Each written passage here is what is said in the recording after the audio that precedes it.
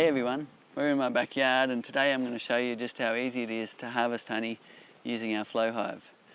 Here's the things you'll need: a jar, a tube to get the honey into the jar, and a flow key to turn to harvest the honey.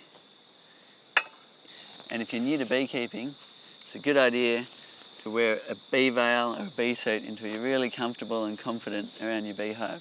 Okay, so let's have a look and see how much honey is in the flow frames. Oh, look at that. Isn't that gorgeous? Here we have a completely full flow frame. You can see when it's ready by the way they've put the wax capping on each side. Next to it we've got one that's filling. You can see them actually depositing the honey in the cells. If you look closely you might even see their tongues depositing honey. We've harvested these two frames a couple of weeks ago, so you can see these ones are empty. And here you can see a few cells that are still empty. Because this is the edge frame, we can take a look at it through the side window. Look at that. The girls have capped all the cells beautifully.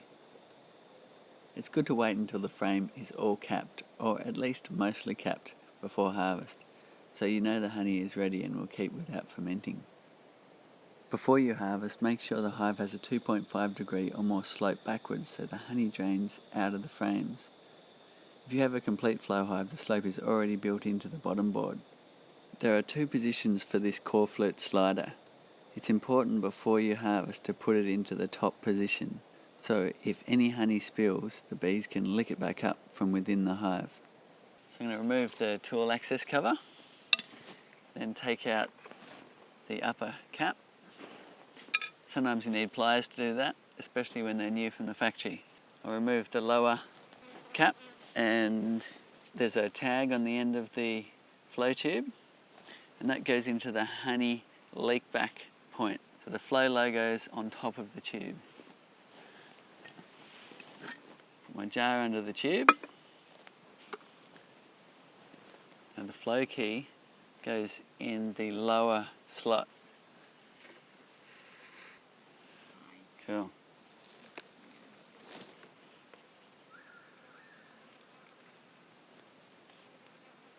Wow, you can see the honey pouring down. Get a look at that. Just absolutely pouring inside the tube here. Isn't that gorgeous? Beautiful, fresh honey straight from the hive. The left-hand side is draining away, the right-hand side's hot on its tail. Just remember, this is just the honey harvesting process. You still need to look after your bees just as you would with any beehive.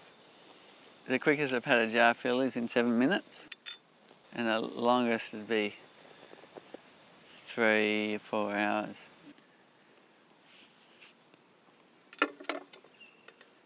It can be quite hard to turn the handle and open the whole frame at once. So to make it easier, you can simply open part of the frame at a time. So what we're going to do is open the frame in sections. So I've just put the tool in a quarter. Now I'm going to turn that. Then another quarter. Turn it again. Another quarter. Then all the way.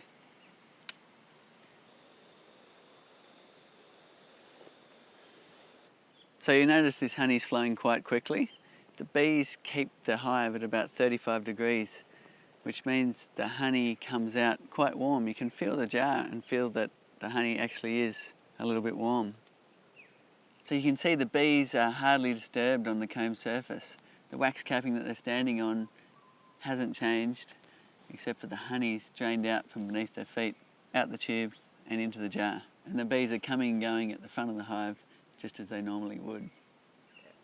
Sometimes the honey can take 15 minutes to come out like this jar, or sometimes it can take 3 hours, and it just depends on how thick the honey actually is.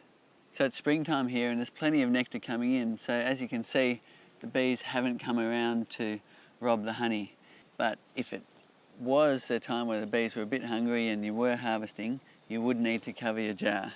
So you can do that quite simply by using a piece of netting like this and a rubber band, or you can bend a piece of tube into a jar, or you can use a plastic container like this just by making a little cut and a little hole, or some kitchen cling wrap just to wrap around the jar like this. Make sure you save it for next time because I hate wasting plastic. This jar is just about to overflow, so it's more than 3 kilograms of honey now that's come out of that one frame. So we've just had to do a quick jar swap because this jar was just about to overflow. Isn't that amazing? That's over 3 kilograms in that jar and it's still flowing out of one flow frame. So to finish off, we need to reset the combs into their original position. And to do that, you need to get your tool and insert it into the upper slot. So if you look at the top of your flow frame, tool goes in the upper slot, push it all the way in, and then you simply just turn that, and now that comb is reset for the bees to fix it all up and start filling with honey again. Okay, so the upper cap will fit in now, where if I haven't reset the comb, like this frame here, the cap actually won't fit in. So it's a little fail-safe to remind you to reset the comb into the correct position for the bees to use it again and fill it up with honey. So the honey hasn't quite finished, but what we're going to do is close this off and let the rest go back to the bees. So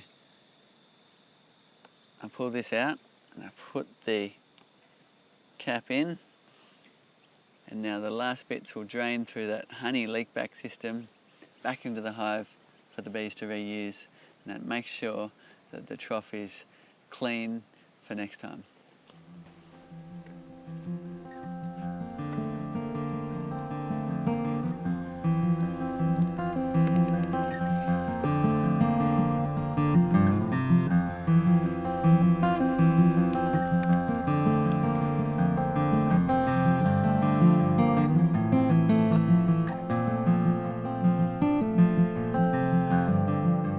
If you want to keep up with all the latest from Flow Hive, make sure you subscribe to the YouTube channel.